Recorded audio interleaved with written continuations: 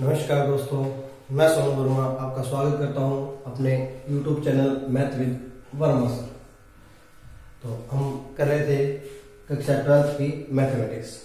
अब तक हम कर चुके हैं एक्सरसाइज नंबर 7.4 और आज का हमारा टॉपिक है एक्सरसाइज नंबर 7.5 और द्वितीय क्रम का अवकलज।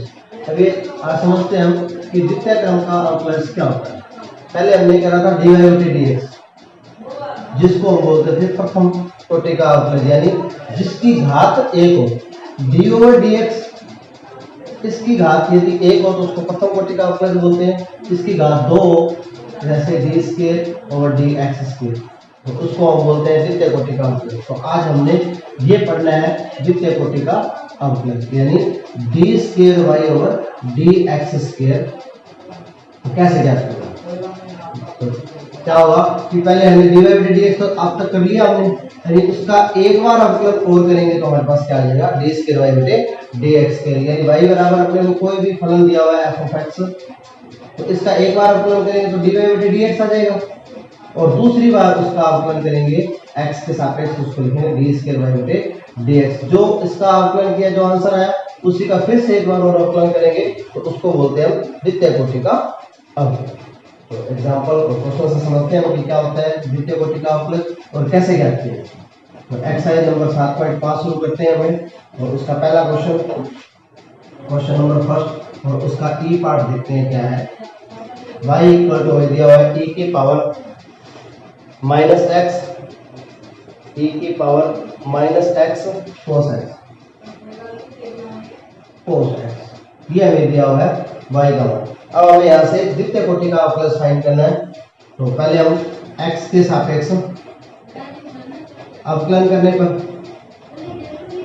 x के सापेक्ष अवकलन करने पर तो पहले एक बार अवकलन करते हैं, तो dy/dx, और इधर क्या है u.v, दो फलन है दोनों का u.v से होगा, तो e की पावर -x ऐसे रखें, cos x का -sin x प्लस, इस बार cos x ऐसे रखते हैं, और e की पावर x, बट यहाँ पे e की पावर -x है, तो -x का फिर से करेंगे तो क्या हो जाएगा माइनस। तो ये आ गया हमारे पास, एक बार अवकलन करने से ये वैल्यू आ गई। तो देखते हैं dy/dx क्या बन गया। dy/dx इक्वल टू -e की -x कॉमन आ रहा, अंदर बचेगा sin x cos x, ये हो गया। अब इसका dy/dx हमें निकालना है द्वितीय क्रम का, यानी डबल डेरिवेटिव। तो डबल डेरिवेटिव के लिए पुनः x के सापेक्ष अवकलन करें। तो पुनः x के सापेक्ष अवकलन करें तो y का तो हो जाएगा d²y/dx², यानी x के सापेक्ष द्वारा हो गया किसका, y का। d²/dx² मतलब अवकलन दूसरी बार किसका, y का, किसके सापेक्ष, x के सापेक्ष। तो अब फिर से करें तो ये u.v फिर से है -e की -x एज इट इज रख लिया, इसका अवकलन तो ऐसे ही देता हूँ e की -x ऐसे, और अवकलन किसका d/dx किसका sin x cos x, plus इस बार sin x cos x ऐसे, और d/dx किसका -e की पावर -, तो यहाँ से देखते हैं क्या बनेगा, e की पावर माइनस, ये ऐसे इसका अवकलन करें, sin x का अवकलन cos x cos x का sin x, तो ये क्या बनेगा plus sin x cos x as it is, और e की पावर x का करें तो e की पावर x, बट यहाँ पे x दिया -x, और माइनस का फिर से करें तो वो माइनस कर देगा प्लस। अब आगे इसको सॉल्व करें, अंदर मल्टीप्लाई करें, -e की -x साथ में cos x -e की -x sin x, प्लस इसका अंदर मल्टीप्लाई करें e की -x sin x e की -x cos x। तो देखें यहाँ से ये माइनस की कम और ये प्लस की सेम, तो ये कैंसिल हो जाएगी, क्या बचेगा माइनस का 2e की -x और cos x। तो ये आ गया हमारे पास फाइनल आंसर d²y/dx², क्या बन गया -2e की -x और cos x। इस प्रकार से हमें क्या करना है, डबल डेरिवेटिव, यानी कुछ भी नहीं है, नया कुछ नहीं है, एक बार अवकलन करने से dy बटे dx मिलता है, जो आंसर मिलेगा उसी का हमने पुनः अवकलन करना है, x के सापेक्ष हमारे पास क्या आ जाएगा, d स्क्वायर y बटे dx, और कोई नई बात नहीं। दोनों समझ में आ रही है बात? आप चाहो तो इसको नोट कर लें इस वीडियो को पॉज करके, और चाहो तो आप इसका स्क्रीनशॉट ले सकते हैं। अगला क्वेश्चन इंपॉर्टेंट है, वो देखते हैं अपने पीछे की दृष्टि से। नेक्स्ट क्वेश्चन, क्वेश्चन नंबर 3 करते हैं। क्वेश्चन नंबर 3 क्या कहता है कि यदि y बराबर sec x plus tan x हो, यदि y बराबर sec x plus tan x हो, तो सिद्ध कीजिए, तो प्रूव करना है हमें क्या, d स्क्वायर y बटे dx square, d square y बटे dx स्क्वायर की वैल्यू हमें प्रूव करनी है क्या, ये cos x upon 1 minus sin x का होल स्क्वायर, ये हमें सिद्ध करना है। इसका इससे सिद्ध करना है इक्वेशन फर्स्ट, और इक्वेशन फर्स्ट का x के सापेक्ष अवकलन करने पर, तो देखो हमें करना क्या है, d स्क्वायर y बटे dx स्क्वायर फाइंड करना है। इसका मतलब पहले dy बटे dx आएगा, एक बार अवकलन करेंगे, जो आएगा फिर से उसका द्वारा अवकलन करेंगे। देखते हैं, पहले x के सापेक्ष अवकलन करें तो y का dy बटे dx equal to sec x का अवकलन sec x tan x plus tan x का sec square x, सिंपल है, फॉर्मूला और कुछ नहीं। अब इसमें से क्या कॉमन आ रहा है, dy बटे dx equal to sec x common आ रहा है, अंदर क्या बचेगा tan x plus sec x, तो ये आ गया हमारे पास dy बटे dx। अब हमें निकालना क्या है, d स्क्वायर y बटे dx स्क्वायर, तो पुनः अवकलन कर दें, तो एक बार पुनः x के सापेक्ष अवकलन करने पर, तो x के सापेक्ष पुनः अवकलन करें तो ये तो हो जाएगा d स्क्वायर y बटे dx स्क्वायर इक्वल, इसमें वही लगेगा u डॉट v, तो sec x इस प्रकार से रखेंगे कि सेम, और अवकलन किसका करना है, dy ओवर dx किसका करना है, tan x plus sec x, plus इस बार sec x plus tan x ऐसे, और अवकलन किसका करना है, dy ओवर dx किसका करना है, sec x का, ये sec x ऐसे रख लिया, फर्स्ट ऐसे u ऐसे, v का अवकलन प्लस v ऐसे, तो v स्क्वायर y बटे dx स्क्वायर क्या आ जाएगा हमारे पास, देखते हैं, तो sec x as it is, इसका करेंगे तो tan x का वो sec square x plus sec x का sec x tan x plus sec x tan x, sec x plus tan x as it is, और sec x का sec x tan x, और इसमें से देखो कुछ कॉमन आ रहा है, इसमें से sec x कॉमन आ रहा है, इसमें से sec x कॉमन ले लेंगे, तो बाहर sec x है, तो sec x कॉमन आने से sec स्क्वायर हो जाएगा, अंदर बचेगा sec x plus tan x, और प्लस, और यहाँ से sec x tan x, और अंदर है sec x plus tan x। और देखो अब पूरी टर्म में से क्या कॉमन आ रहा है,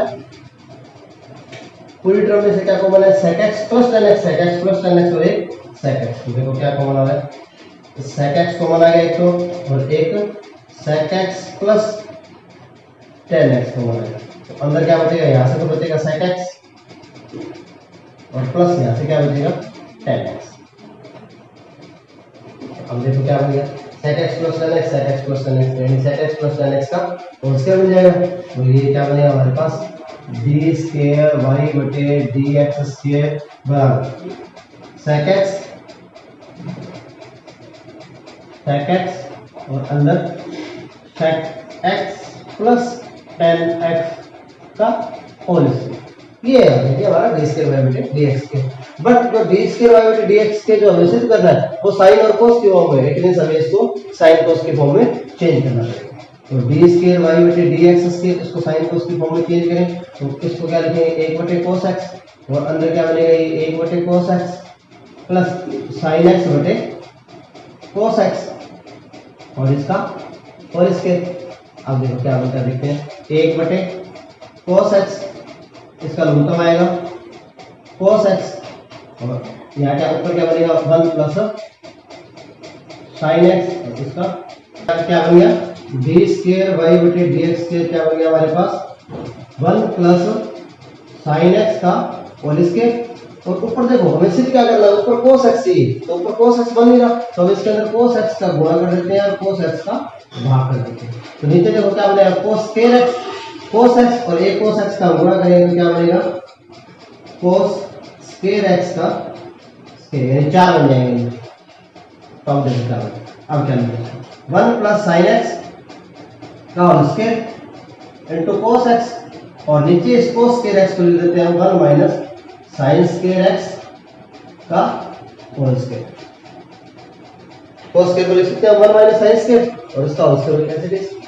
अब ये बनेगा नीचे देखो a square minus b square, a plus b और a माइनस, तो देखो क्या बनेगा ये आगे d स्क्वायर y बटे dx स्क्वायर, क्या बनेगा 1 प्लस sin x का whole square as it is, ऊपर cos x as it is, और नीचे 1 प्लस sin x का होल स्क्वायर और 1 माइनस sin x का होल स्क्वायर, क्योंकि ये बनेगा a square minus b square, यानी a प्लस b और a माइनस b, और उसके ऊपर है तो ये देखो ये इससे कैंसिल हो जाएगा, d स्क्वायर y बटे dx square is equal to ऊपर बनेगा हमारे पास cos x बटे 1 माइनस sin x का होल स्क्वायर, और ये हमें प्रूव, ये हमें प्रूव करना है।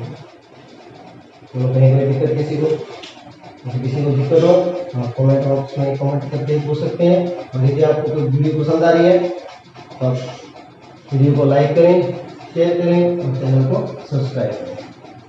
तो अगला क्वेश्चन देखते हैं अपने नेक्स्ट, बताओ तो आप इसकी स्क्रीनशॉट ले सकते हो और ये वीडियो पॉज करके आप इसको नोट भी कर सकते हो। इंपॉर्टेंट क्वेश्चन है परीक्षा की दृष्टि से। अगला क्वेश्चन देखें,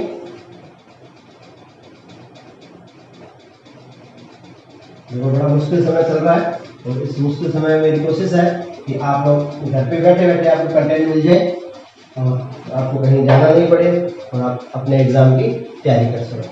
तो अगला क्वेश्चन देखते हैं इसी कड़ी में अपने नेक्स्ट क्वेश्चन नंबर 4। ये अच्छा क्वेश्चन है, इंपॉर्टेंट है। y equal to a cos nx plus b sin nx, ये हमें दिया हुआ है, और जो प्रूव करना है वो क्या है वो देखते हैं अपने d स्क्वायर y बटे dx square plus n square y equal to 0, ये हमें सिद्ध करना है। ये दिया हुआ है और ये सिद्ध करना है, बिल्कुल इजी है। यानी डबल डेरिवेटिव करना, 2 बार अवकलन करना, तो पहले एक बार अवकलन करें x के सापेक्ष, अवकलन करने पर तो x के सापेक्ष अवकलन करें तो dy बटे dx equal to a cos x का माइनस sin x, और x की जगह देखो nx है तो nx का फिर से करेंगे तो क्या आ जाएगा n plus b sin x का क्या होएगा cos nx, और nx का फिर से करेंगे तो क्या आ जाएगा n, देखो जरा क्या बन गया ये dy बटे dx equal to n common आ रहा है दोनों में से, अंदर बचेगा माइनस का a sin nx plus b cos nx। अब एक बार अवकलन हो जाए, दोबारा अवकलन करें तो पुनः x के सापेक्ष अवकलन करने पर तो पुनः x के सापेक्ष अवकलन कर दिए, क्या बन जाएगा d स्क्वायर y बटे dx स्क्वायर बराबर n माइनस a, साइन का क्या होएगा cos nx, और nx का फिर से करेंगे तो क्या आ जाएगा n plus b cos x का करेंगे तो क्या आएगा माइनस साइन nx, और nx का फिर से करेंगे तो क्या होगा n, तो क्या कॉमन है तो माइनस कॉमन है और एक n कॉमन है, तो d स्क्वायर y बटे dx स्क्वायर, तो एक तो n कॉमन आ जाएगा तो बाहर क्या हो जाएगा n स्क्वायर हो जाएगा, और एक माइनस कॉमन आ जाएगा तो बाहर आ जाएगा माइनस, और अंदर क्या बचेगा a cos nx plus b sin nx। तो देखो समीकरण एक से किसकी वैल्यू बन गई, y की। तो समीकरण एक से, तो समीकरण एक से क्या बन जाएगा ये डी स्क्वायर वाई बटे d x square equal to minus n square, और ये किसकी वैल्यू है y की।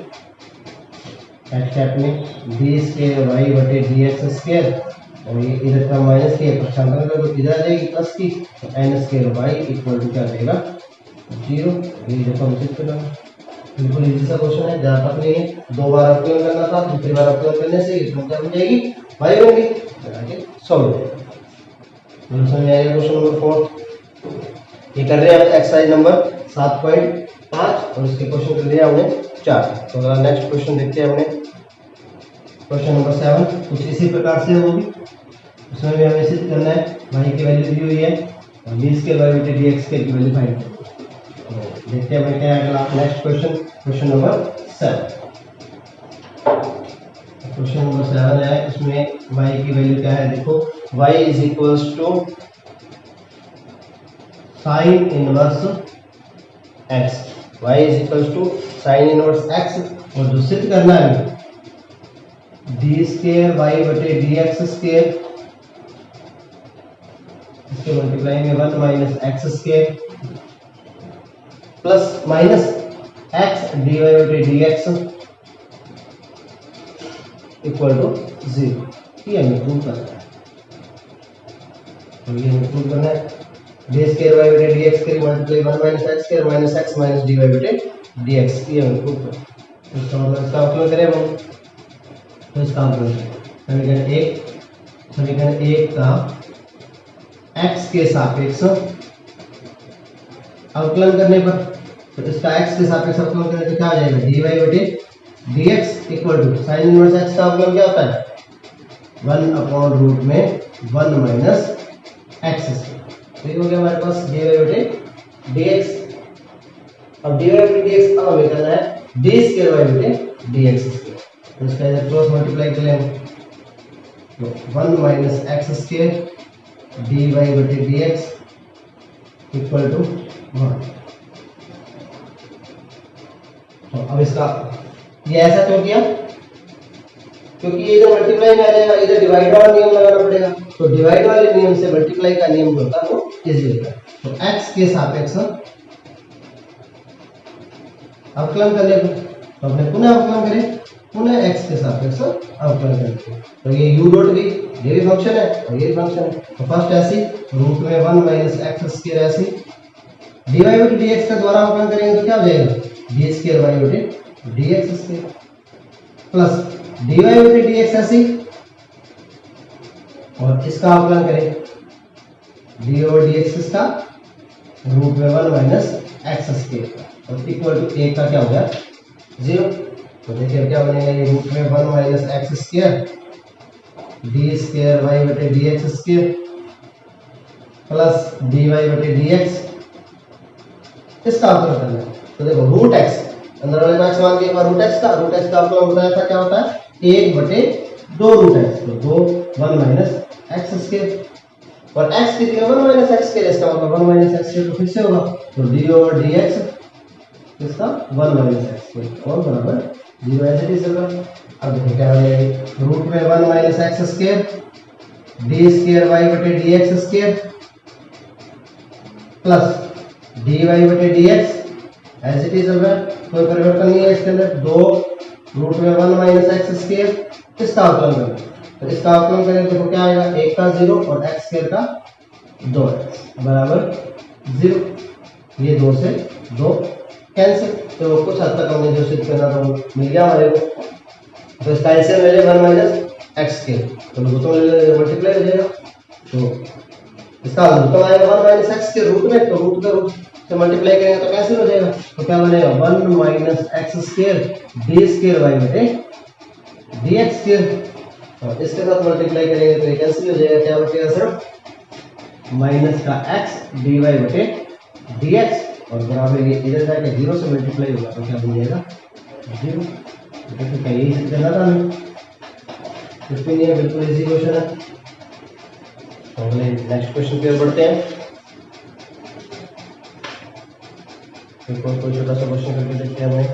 तो इसी प्रकार से अपने वो सारे क्वेश्चन करने हैं डबल डेरिवेटिव के। डबल डेरिवेटिव में कोई नई चीज नहीं है, कोई नया फॉर्मूला नहीं है, कोई नया तरीका नहीं है। आपने dy बटे dx निकालना है एक बार अवकलन करके, और फिर से जो आंसर आता है उसका फिर से एक बार और अवकलन किया जाता है। तो वहां से हमारे पास क्या मिल जाता है, d स्क्वायर y बटे dx। क्वेश्चन और देख लेते हैं छोटा सा लास्ट। देखते हैं क्वेश्चन, सेकंड क्वेश्चन देखते हैं। Question number 2, y equal to same ही है वो भी a sin x plus b cos x, और सिद्ध करना है हमें d स्क्वायर y बटे dx स्क्वायर की वैल्यू, या d स्क्वायर y बटे dx square plus y equal to 0 ये हमें प्रूव करना। तो एक बार अवकलन करें x के सापेक्ष, अवकलन करने पर इसको इक्वेशन नंबर 1 दे देते हैं। तो देखो dy बटे dx बराबर a sin x का क्या हो गया cos x plus b cos x का क्या होगा माइनस sin x। ठीक है, अब इसका x के सापेक्ष अवकलन द्वारा गए, पुनः x के सापेक्ष अवकलन करने पर तो ये क्या बन जाएगा d स्क्वायर y बटे dx square equal to a cos x का minus sin x minus b sin x का cos x। अगले स्टेप में देखो यहाँ से क्या को बना रहा है माइनस, ये क्या बन जाएगा नीचे प्लस, ये टर्म क्या बन गया समीकरण 1 से y, तो d स्क्वायर y बटे dx square equal to minus y। अच्छा कर दो, तो d स्क्वायर y बटे dx square plus y equal to 2। तो ये आज का हमारा टॉपिक था द्वितीय क्रम का अवकलज। ज़्यादा टिप्स नहीं है, किसी को ये समझ में नहीं आया हो तो आप कोई क्वेश्चन पूछना चाहते हो तो कमेंट बॉक्स में कमेंट करके पूछ सकते हो।